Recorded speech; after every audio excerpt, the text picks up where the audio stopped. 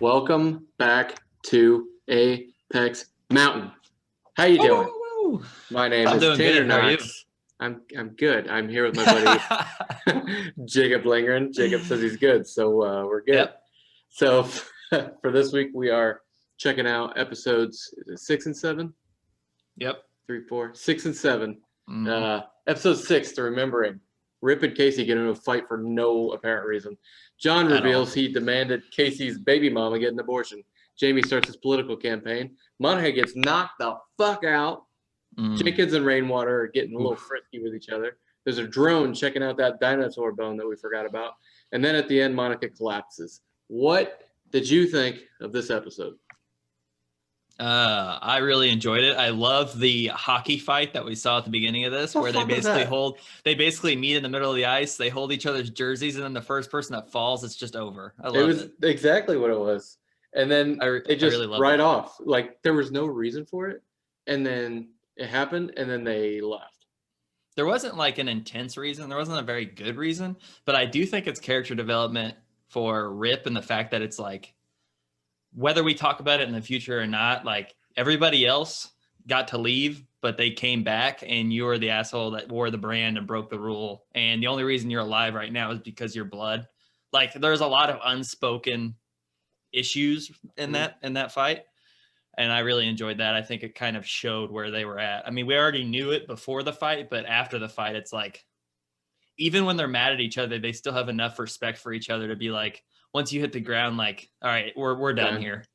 Yeah. Yeah. I think to me personally, when I remember watching it for the first time, and I thought it was kind of a Rip saying like, listen, bud, you're not top of the food chain just because you're coming back. Like, you gotta earn it kind of thing.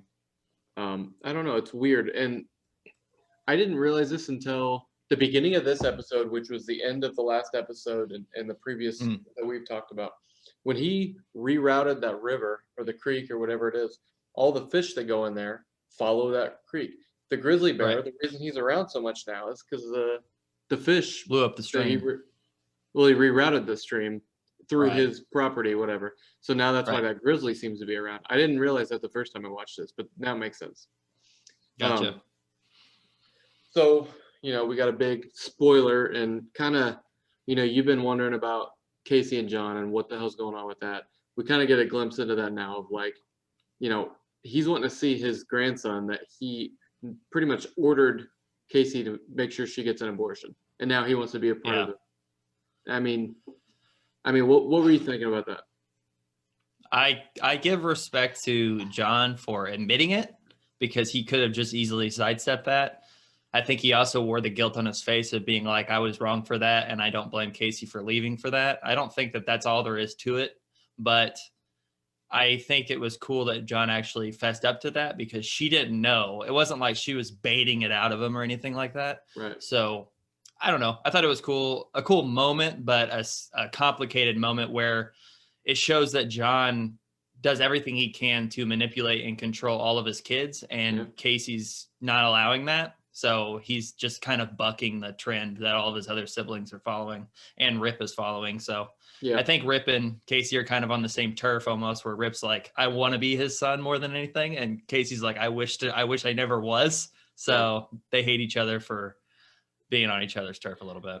Well, not only is he saying, I wanted Tate to be aborted, but he's also saying like, I didn't want my son to be with you at all, because he just knocked her up, didn't really even know her, and they go off and get married, and he's kind of fucking up the family as far as the legacy of the family goes and everything. And it starts to make you wonder, was Casey the guy that was going to take over? But then when all this happened, he was like, well, Lee's going to do it. And then Lee never did get married or anything like that. So it makes you wonder. Yeah. This was another episode too for me where like, can another person in this family be a story driver other than Casey or his wife? Like, can he go outside just once and something not be crazy? Like, he went out one time and almost gets killed by a bear, and then his wife goes out one time and gets sucker punched in the face and almost dies because of it. It's like, what's going on? Like, when's the day where they go to Aldi's and it's just they go back home and everything's fine? So that was literally 3 minutes after John talks to her.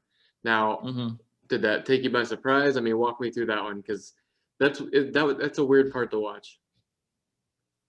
That's a good question. Honestly, the pacing seems a little strange, but I don't know. I think they're trying so hard to develop as much character as they can that sometimes things feel rushed. Like the whole dynamic surrounded by the bear and like tourists being on his land and stuff like that. All that stuff seems like everything's happening at once in kind of a not realistic way, but at the same time, like we're in this TV space. You have to understand that there's not going to be episodes where nothing happens. Yeah. I just feel like right now we're still kind of seeing the show catch its feet almost. So I don't know. The pacing's a little strange, but so nothing that's shocked me at this point. This is one of the moments, and there's a couple of them in the whole series through season 3. These are called what the fuck moments for me. It's like, what the fuck was that? Right. She got knocked the fuck out. She is so hard, dude. That angle skull. Was fierce. You saw the blood, like she was dead. Yeah. And you're like, holy shit, she just died. And then they're like, oh no, she's just in with the school nurse. Like she fucking fixed the day. It's like, what the fuck is this? Yeah, she went from looking like she was dead to being like, yeah, just throw a Band-Aid on it.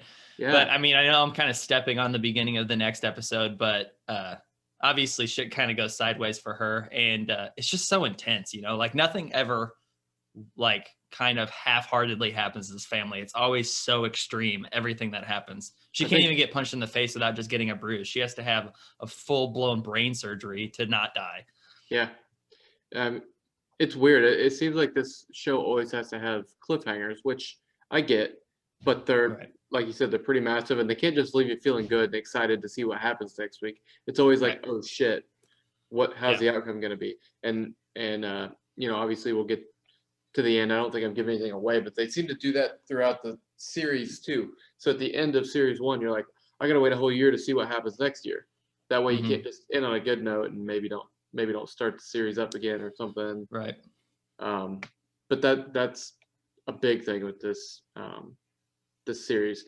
And then you got Jenkins and Rainwater somehow get together and they realize that they can work together to defeat the Duttons and the Dutton Ranch. And I don't know, it's kind of forming this tribunal between John, Jenkins, and Rainwater.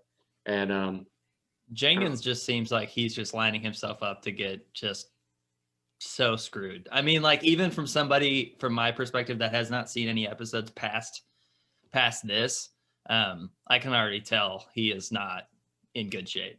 I mean, he's got like too much dipshit.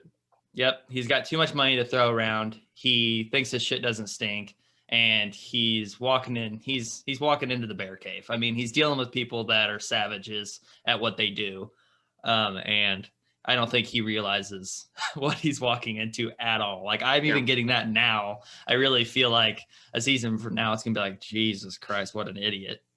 So well, we'll get there. Rainwater though is so like calm and collective and thoughtful, and you brought that up I think in the first episode, but he is a really good actor. I enjoy him being on screen. Yeah, I really like Gil Birmingham a lot in this.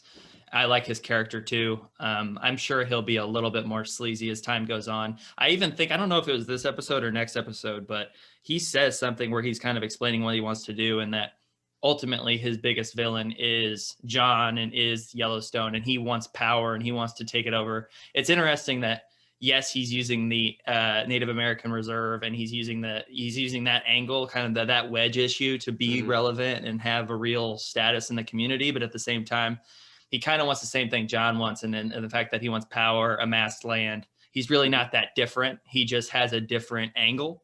It's interesting to see that he has good points, but at the same time, he's just as flawed as everybody else. I like his nuance as a character a lot. He's got the same thought as John, as like, this was my family's land since 1885, and Rainwater's like, this had been my land until 1885 when you stole it from my family, which looking at it, neither of them were there in 85.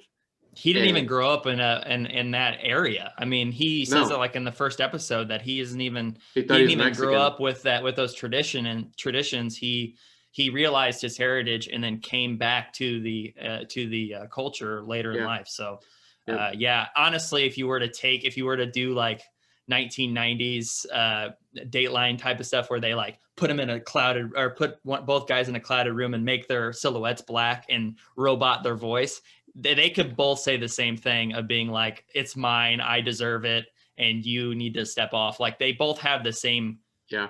Mindset core almost. concept. They just Yeah. have different angles of it. So Well, then with that, Jenkins almost sounds like the outlier because he's a millionaire from like California who's just looking to make a quick buck and bring in the people and yeah. everything. So he's almost the Yeah. outlier compared to Rainwater and John. And Well, he doesn't have a legitimate stake. He doesn't have Mhm. a legitimate.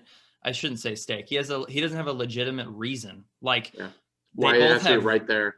Yeah, exactly. Or Yellowstone. I mean, his family for generations has amassed the wealth that he has. He feels like he's entitled to it. There's definitely an argument that can. I mean, I don't know what they say. Property is 3/5 or 9/10 of the law or whatever. Like he has a case that's very disputable. The Native American angle, you have a very disputable reason to want it, but he's just coming in as a greedy fat cat and being like, yeah, well, I want it too, and I have money, so that means I'm equal, and he's not, and Yep. he is gonna get shitted on in this show. I can already feel it.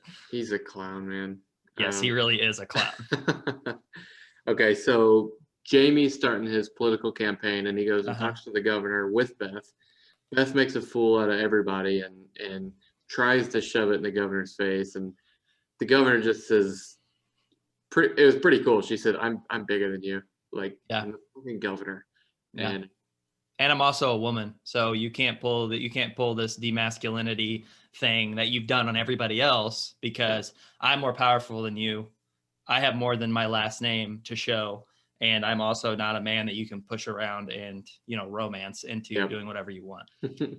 And Beth is so one-dimensional still. I'm still not into her at all. I'm sure later on in the season she settles down into a role that is more coherent, but like I didn't really like any of that where she came in like hot shit of being like, it doesn't, the meeting doesn't start without us, and she's like purposely being late. That was kind of like 101 stuff. Like that's not like, if you're gonna be like kind of a heel to the storyline, Mhm. at least be creative. Like the stuff she's doing is so like, I don't know, just average. Like if you asked anybody to just be an asshole, that's what they would do, is be like, I'll be 15 minutes late. Yeah. And she kind of gets sunned a little bit, like you said, by the mayor. And I don't know, man. I'm just already getting tired of the sob story. You know what I mean? I'm ready for some more nuance to be added into her character, because right now she's so raw and dull to me. They do that, and I'm not sure why the whole first season seems so far to be the Beth's an asshole type of thing, but it kind of changes, and there does, I've said this before, but there will be more added in, and they Mm-hmm. kind of do it even in next episode as we see, Yeah. like there's just different things going on. Yep. But so Jamie's kind of got this little sidekick chick with him now, and it seems like they might be having some feelings for each other. So it'd be interesting to see how his campaign goes and everything like that. And this episode was weird because there was about 3 or 4 things that happened, and we pretty much covered those. But that was Mm-hmm. the big block of this episode. I mean, there wasn't a lot going on, but there was a couple big things going on. That Yeah. makes sense. That new dynamic with him and his kind of forced girlfriend, if you will, she's clearly sketchy. I mean, she's definitely not like this, like, I'll do anything you say and I don't have an agenda of my own. She definitely, I mean, I don't know if she works for the mayor directly. I don't know if she has her own agenda. I don't know what the situation is, but clearly she's not as ditzy as she kind of makes herself out to be. And Jamie Right. is already eating it up, and he's stupid. Like anytime anybody gives him any level of attention, he just eats it up because he doesn't get any at home. Yeah. So when she's like, I'll do anything you want me to do, he's like, oh, this is cool. Somebody finally respects me. And in reality, she is totally using him. And I could see it from a mile away already. So it's interesting. I think Jamie will become a little bit more interesting finally. Yeah, he's just a weird character. Like, he's the outlier of the family. He's just Definitely. he's an outcast of the entire show because everything revolves, essentially around mobster cowboys. And then you've got this political person who just isn't understood by anybody. And it's interesting to see. Yeah, agreed. Well, before this episode ends, Monica collapses after a drone was flying in the sky, Mhm. looking at the dinosaur Mhm. bones, we would imagine. And Supposedly. and then they see the car that was driving the drone, and that car takes off, and we think something crazy is going to happen, and then the car drives away. Mhm. Then we come back, Monica collapses. That's where it leaves off, right? Yep. And then we go into surgery to start the next episode. So what's the drone? What's going through your mind with that one? I mean, my first thought was that somebody was just, doing what anybody would do if they're bored and they live where they live. They would get the drone out and just, go and just see if they find anything at all. I mean, you're on a reservation, who knows what you're going to see, that kind of thing. But the fact that the Jeep was parked so deliberately close to their house, that to me says like they weren't out looking around. They were out looking at him, which is a distinct difference. I don't know what it really means or symbolizes. It could very well just be that the guy wanted to see dinosaur bones. I mean, kind of a good enough reason, I suppose. I would want to see dinosaur bones if I knew they were there. Yeah. But then that begs more questions of like, how did he know they were there? Has he been on his land before? Like, why does somebody park a Jeep outside of Casey's house unless he's spying on Casey? Yep. So I think it might come back around more so on Casey than the dinosaur bones. I think that was kind of a that was kind of like a red herring side piece. Yeah. I remember watching this part and going back to the girl that was in the van and those people that got killed. And I wondered if those two, compared to each other. So, with that, I feel like we're never going to go back to the van. I feel like everything is just so fucking random with Casey that whatever. Yeah. Cool. Well, before we move on, let's take a quick break. Hey guys, thanks for following along so far. We wanted to stop real quick to talk a little about our main podcast. It's Apex Mountain, obviously. And Jacob, you want to talk a little bit about that? Yeah, so basically we pick an actor, actress, director, and we decide what their apex of their career is. We talk about some of our favorite movies. We usually do one movie a week. Every other week we switch people. It's a good time. Check it out. Yeah, you can check that out on anywhere you listen to podcasts. So Spotify, iTunes, Pandora, anything. We also have a Patreon that you can go check out where we're doing a lot of stuff over there. And we're trying to start a community, and it really helps us out if we get some people over there because we can produce even better content. So if you go check that out, yes. patreon.com/Apex Mountain. We appreciate it. Back to the pod. Ciao.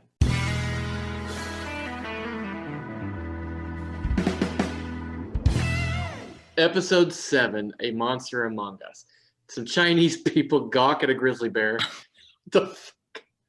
Tate freaks out on his nurse. What the hell was that? Jamie and John start to have different opinions on how his campaign should go. There's a flashback to Beth's first period. That's kind of weird. Walker teaches Beth how to ride a horse. Monica seems to have lost her memory after getting knocked out by that kid and then collapsing. And 2 hikers fall to their death, and Rip shoots the grizzly bear. Another WTF moment in my book. What did you think about this episode? Honestly, I was like kind of mouth half open, like, what did I just watch? And you rereading it makes me have so many questions. I mean, I don't even know where to start. I guess just start at the beginning and then we'll work our way through this because there's a lot that happens, I think. Sounds good. So it literally opens up with these Chinese people on a tour bus, not 50 yards from this grizzly bear. And, your butt's automatically puckered. And they're all like, of course, they're just like, yeah, it seems nice enough to me. It's like, it's a 2,000-pound bear, and it's like 50 yards away from you. You see the episode before that bear charging at Jimmy, and Jimmy's about to shit his pants in the tree. Yeah. Or maybe it was this one even. I don't remember. I think it might have been this one here in a few minutes. Was that it? Yeah. And these guys are, and John he's like, get off of here because it's my property. Like, not because this grizzly bear's about to eat your face off. You can kind of see why they would not believe him, though, because like when he explains, because they say he's like, I have thousands of acres, and you're like, oh, that's crazy. I mean, that's a lot of acres. But then when he explains it, you're like, wait a minute. So you basically own a whole side of a mountain? Get the fuck out of here. Like, I totally get why they're like, no, you don't, because it's crazy. Well, and then the old guy makes sense. He's like, why do you get to own all this and no one else can even? And he's like, this is America. Yeah, it's funny that it's called Yellowstone because it feels like a national park. Like, he owns so much ground that it's like, it's starting to get ridiculous that it's like, does he own a state at this? Like, how big is too big? Because he's really pushing it. It's called Yellowstone because it bumps up against Yellowstone National Park. I think it's roughly the same size as Yellowstone National Park as well. Probably close, but it's called Yellowstone Dutton Ranch because Right. I've kind of questioned that a little bit in the past. Like, why do they call it Yellowstone? Why don't you just call it Dutton Ranch? I think Yellowstone just has a better ring to it. It definitely sounds better than just a last name. Yeah.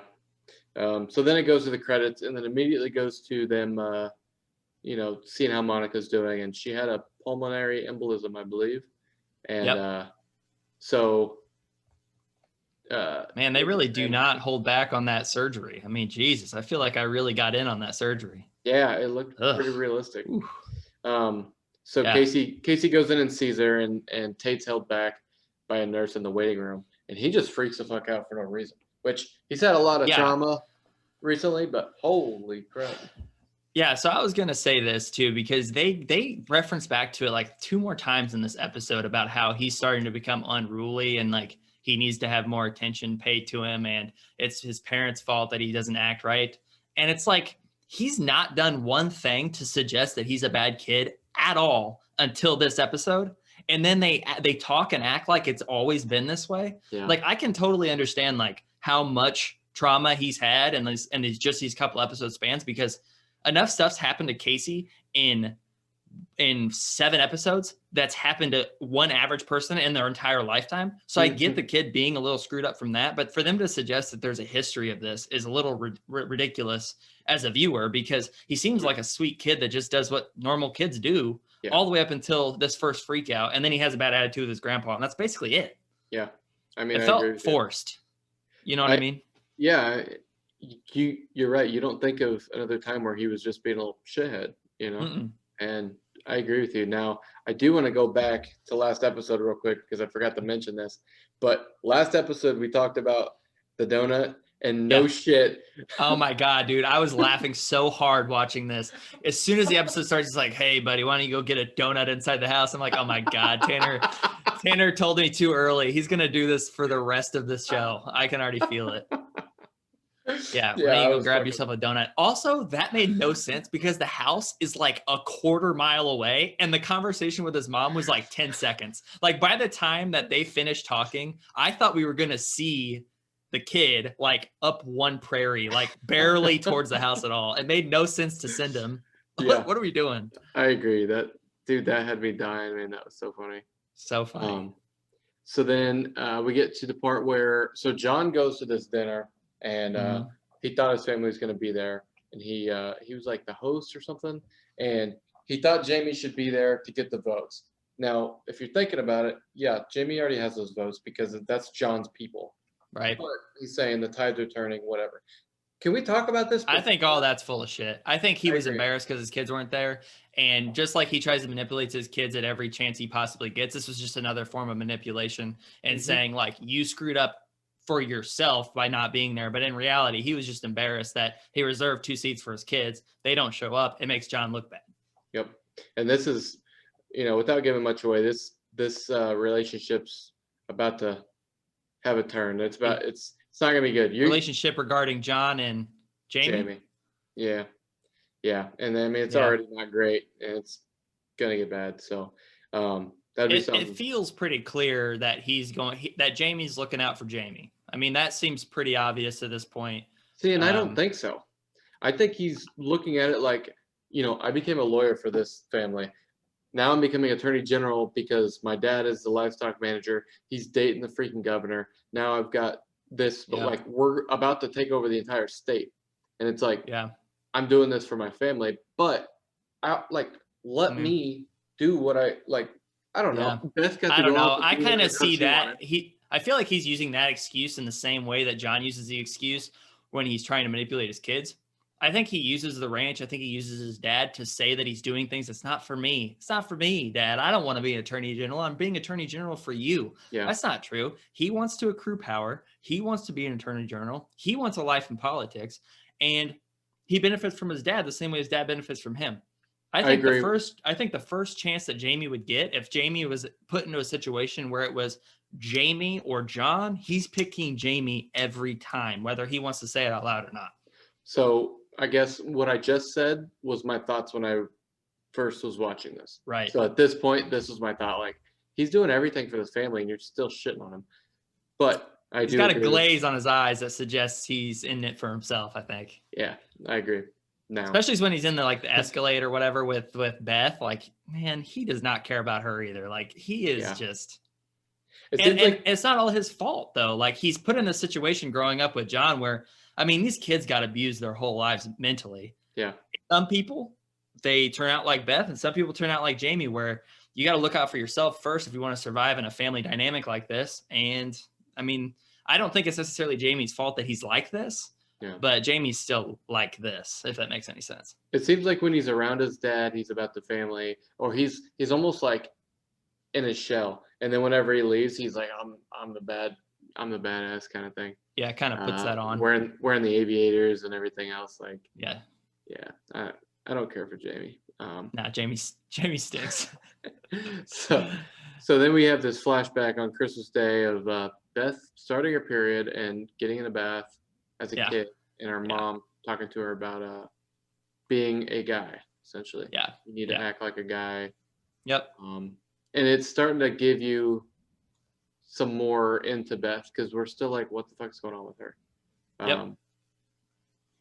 I mean, what's your opinion on that one? I really think that, to be honest with you, I think that this actually told me more than the time of her mom dying. Like, so when you grow up in a really unsettling environment, when you grow up where like a parent dislikes you, when there's hostility or hardness towards you, it's usually consistent. If a parent, like a dad or a mom, doesn't like you or treats you poorly, they're always going to treat you poorly. I think it threw her off her equilibrium when her mom comes right out and says, like, hey, up till now I've been really nice to you, but now that you've had your period, I'm going to treat you like shit. Yeah. Like, and then she really does it and delivers on the treating her like shit thing. Yeah. I think it's almost setting your kid up for failure to treat her one way and then on a dime flip. You know what I mean? I think that we got to see the very first true thing to screw up Beth, because their dynamic of mother-daughter was really nice and normal leading up to going into that bath. Like, it was a very concrete moment in time where Beth realized that she had to grow up whether she was ready or not, because of her mom's weird misguided attempt to make her stronger. It's not a good parenting style to begin with, but also I feel like Beth wasn't ready for it. And I think it makes a lot of sense on why Beth's so beat up about it. Yeah. One thing that you see here is the first sign of the mom having empathy, though, because before on the flashback, you didn't see anything. Yeah. It was like she loved her husband and she loved Casey, but fuck the rest of them. And this one, she ran the bath for her, and was teaching her how to be a woman in this moment. Almost like that's what you think because it's first period or whatever. And then it turns into, now you're going to, grow some balls kind of thing. Right. Which, I think that's why that moment is so jarring, because like she calls her, like if the dynamic between the mom and Beth were the same as they were when we saw them on horses, that wouldn't have happened. Beth would have had that moment. She would have realized there was no one for her to turn to because her mom hates her. Yeah. And she would have handled it on her own, went to the bathroom, whatever. But for her to go through this moment of need and to call for her mom and to expect her mom to handle it, that to me, that whole dynamic in that scene showed me that prior to that moment in the bathtub, their daughter-mother relationship was ordinary. Like, they treated each other as you would imagine they would, in a nice, kind way. And then from that moment on, her mom kind of sadistically was like, I had to go through hell when I was your age. You're now that age, and I'm going to put you through hell because I think it's going to make you bet. Like it's poor parenting, I think. And it also shows how crazy the mom is and why Beth's so screwed up, because I felt thrown off, and I'm 25, and that girl heard it when she was 12 or 13 or whatever. Yeah, and it makes you wonder why, she doesn't have kids, she doesn't like kids kind of thing too, Right. Doesn't know how to talk to him because her mom fucking turned on a dime one day. Yeah. It's crazy. It's a very weird planned moment. Yeah. Right after that, Walker teaches Beth kind of how to ride, and what she said, he said something like, you got buckarooed right off your peanut or something like that. I know. He said, My God, I don't dude. speak dipshit. And then he takes on, You don't speak horse neither. yeah, you don't speak horse neither. She goes, how do you write it like that? And he goes, well, bend over and I'll show you. Yeah, prison Brad Paisley was out in his full colors on this episode. Like, I was so uncomfortable when he put his hands on her sides, like, and I was like, God, what is he getting ready to do? Rip is gonna literally shoot him from like 20 yards away. He's And gonna be Rip and dead. John are just sitting there watching too. Yeah, and I was like, this is so awkward. But then he actually taught her, and like by the end of it, I was like, I just learned something from prison Brad Paisley right now. I'm offended that you call him that, sir, by the way. That I'm offended that you call him that. He's one of my favorite singers. Every time an episode ends now, I'm going to be like, oh, yeah, his name's Walker. I forgot. Yeah, that's right. That's right. It's not Brad. It's not Brad. Oh, man. Yeah, I agree. It was weird because when he was holding her by the waist, it's like, is he explaining to her that this is bad or this is good? They don't, because her coat is so thick. It's like, are you saying this is what you're doing? This is what you're not supposed to do? Or this is what you're not doing and you should be doing? And it didn't really make sense.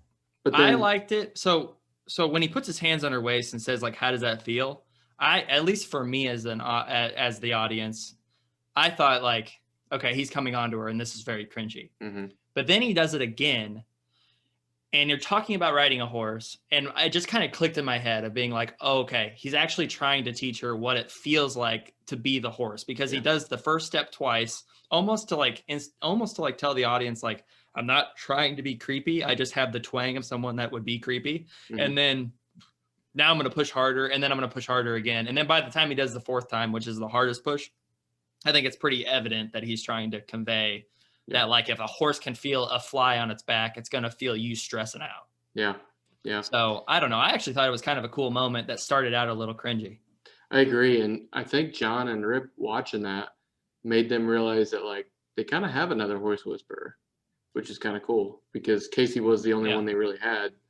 And I don't know. It was kind of a cool scene, kind of a what's the word I'm looking for? Like vulnerable moment for Beth. Like she put her shades down, which was cool to see. But in a way that, see, again, like her character is so extreme that when we had this vulnerable moment, it felt forced because she's never given us a centimeter until now. So, like, I don't know. I kind of get why she had that vulnerable moment, because she had the flashback that we got to watch as well. And she's going through a lot. Everybody thinks that she's out drinking, when in reality, she's having a panic attack in her bedroom. And she kind of wants this moment of being like, I can do this. Like, I get it on paper, but they made her so extreme and so unlikable up to this point that it did feel like a moment of like forced humility almost, to where I did enjoy it and I did think it was valuable for the show. But at the same time, I felt like based on what's it wasn't already warranted yet. She didn't have enough nuance. It wasn't warranted yet to have that vulnerable moment. I can understand that. I'm excited to see the tide turn with her. Yeah, me too. Because I think the actress is really great. I think the way it's written is just kind of clunky right now. Yeah, I can understand that. So Monica comes out of surgery, recovers. They light some sage. Her grandpa does, and lets the fire alarms go off. And he said, "It worked, didn't it?" I really like him. He's fun. Yeah. So Monica's talking, and she is asking the same questions more than once. So they're insinuating she's lost some memory of some sort. I mean, she knows who her kid is. Yeah. She has this moment with Casey where she like flips a switch where she was, and then she's like, So it's a short-term memory situation. Yeah. Yeah, but it's almost like she was like, "Oh, hi, Casey. Hi, my husband." And then she was like, "Wait, you're evil," almost. Like, that's how I portrayed it. I remember first watching it, like, pulled the hand away, like yeah, I was a little curious about that too. I don't know if you know anything more about that. I've noticed in a lot of other TV shows that are trying to convey short-term memory loss that there's like, they have the moment where they do remember something, and then they have the moment again to show you as the audience, like, okay, there's a short-term memory loss. She's repeating a question. But in a lot of shows, they have this little middle part where there's almost like a panic on their face, which is what she did, where it's like, she's aware of the cloudiness. She's aware that she's in a room she doesn't remember being in. Like, she has like that moment. And I almost didn't think it was like anti-Casey or like, who are you? I thought that it was more trying to convey a sense of panic, like, how'd I get here? Like trying to regain your sense of awareness. if that makes Yeah. any sense. Yeah, no. I remember watching it for the first time. She kind of does that. She pulls the hand away. She kind of turns away. To me, it was almost like a "you did this" kind of thing. Mm, I didn't totally understand what was going on at the time either. gotcha. And Gotcha. this is towards the end of this episode, so we don't know what's going to happen yet. But then it kind of rolls right into these two Asian hikers, which may be from the Chinese tour bus. I don't know. I And mean, they don't they they were don't say. going. They were on a hike or something, and they They got weren't at chased. all in hiking clothes. Did you notice that? Like they looked like they just came off the street of this in the city. Like I think they were on the bus and they got lost or something. Must They have. didn't look like they were supposed to be there at all. And then the grizzly bear chases them. Yeah. And so, how the hell do you get to that point where that doesn't make any sense. Anyway, No. Rip goes and tries to save them. He hears them, goes to try to save them. He throws a lasso at the girl. The girl speaks English. The guy doesn't. The guy doesn't understand what's going on and tries to grab the rope with her. And he kind of accidentally pushes her off the cliff. And it's about a 500-foot drop or whatever. Yeah. Not And ideal. then Rip, who is still composed, is saying like, we'll remorse later. Let's Just get him. grab it with both hands and get up here first. And this guy looks down at her and then just free falls. And he looked like he was dead as soon as he let go. Yeah, he really did. Yeah, you're right. You're right. And then immediately, Rip, falls back, looks over. This grizzly bear's charging him, and so he pulls this gun up. No way, this gun's killing this grizzly bear. But he shoots the grizzly bear and kills him. Okay. Another WTF moment, bro. I've got a couple questions about that. First off, I want to put a little bit of blame on Rip for how the two people died. Not because I liked his composure, but he almost had too much of it, where like he asked the wrong questions and took a lot of time, where he's like, how'd you get here? Like, why are we having this conversation when they're standing next to you? But instead of him saying, because he asked the questions, how'd you get here? What are you doing? He asked all these like very generic questions he doesn't need to know the answers to. When instead he should have been like, I'm going to throw a rope to you. Tell him not to touch it. Like he knew from the get-go, I can't throw it to both of you. He should have, I think, in my opinion, instead of asking questions he didn't need the answer to, maybe say like, I'm going to do one at a time and tell him one at a time and like do that kind of conversation. But it is spur of the moment. I understand. I'm not blaming Rip for two random people being on the side of a cliff. Whatever. He tried. Yeah. And then when he turns, I really like this cowboy rifle he has, where like there's a lot of different types of weapons that I'm not going to pretend to know anything about, but I really love the lever action, like four-fingered. Yeah. That's tight. I felt like I was playing Red Dead Redemption. Like that is the most cowboy ass gun I've seen in a while. I hunted elk in Colorado with the lever action 30-30. That's one of the next rifles I want. It's a lever action. I love them. I like just like the meatiness of it. Meatiness isn't the right word, but kind of like just kind of old school. I feel like I'm doing the action, Yeah. It feels like you're more responsible in a way. It's a very cool gun. And I was also going to ask, is the caliber size and the weapon itself suitable in killing something as large as a bear? Right. And I don't know what it is, what gun he has, but chances are it's like a 30-06 or a 30-30 maybe. Maybe a 308 because they're in Montana and there's bigger animals, but like, man, he's got to have such composure to stop what he's doing, grab the gun, pull it up, and immediately shoot. Right. And if you look at I was trying to pay a lot of attention to where they put the wound at on the bear because sometimes with TV shows especially, they'll just skip the wound altogether. They're like, people are going to be focused on the bear. They're not going to be focused on the wound kind of thing. And I think that's kind of lazy. So I did notice, and maybe it was just the way it looked because they showed it quick, but it looked like he got it in the face, like almost like the eye socket and ear. Is that right? And to me, that would be a shot of luck more than skill. You're not really aiming at an eyeball. So I could see how that would kill something in one shot because you're hitting a lot of vital stuff if you can make it into the socket. But at the same time, like Rip had composure, but I think he also got pretty lucky because in the time it would have taken to reload and shoot maybe 2 more times, it would have been on him for sure. Oh, I don't think he would have been literally point blank, like head on the barrel on the second. For the third shot. I think he could have got the second one off because he almost shot when it nosed in. Yeah, that's true. But that third one, it would have been on his ass. I just don't know. And, with a cow and stuff, if you hit them in a direct spot, even an alligator, there's a certain spot you can hit that'll put one down even with a 2020, like a very small caliber. Right. I just don't see how a bear could have that much and die instantly. Like, Yeah. I don't know. It would have had to Yeah, be it's too tough. perfect. It's tough. Yeah. But there's so much going on, even as the audience, you kind of ignore the fact that that's a lot harder than they made it look. Yeah. By being like, Jesus Christ, 3 things just died in 30 seconds. Like, what is going on right now? Yeah. Yeah. So are you watching the Here's What's Happening Next Week, or are you not watching that part at all? No, I'm not. Good. Nope. Okay. I'm only watching the recaps before the episode starts. Gotcha. I purposely bail out when the credits start. That's good. I know some people that do that. I like watching to see what's next just to get me excited for it, but it does give a little away sometimes. So that's cool. I wanted to be like as 100%. Yeah, I wanted to be as like generically, I have no idea what I'm going off. I have no idea what's going to happen as I can, because I like that. I like this dynamic we're doing. So yeah, I do want to bring up on our first episode we had a comment saying we should have had the first episode be a standalone episode for us. I agree, because it was so long. It was almost 2 episodes.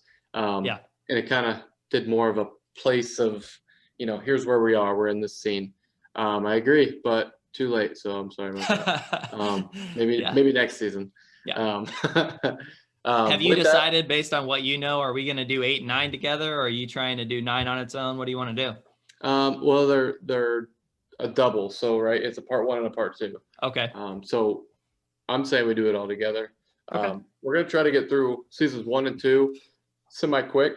That way we can get to season 3 and break them down individually. Yep. Before the new season comes out. So, yeah, I mean, if you've made it this far, I hope you like what we're doing here. Continue listening. It's going to come out every Thursday here on YouTube. And yeah, if you like it, if you got questions, if you want to give us some information, shoot us a comment on here. Like this video to get it out to more people. And yeah, that's all I got. You got anything else, Jacob?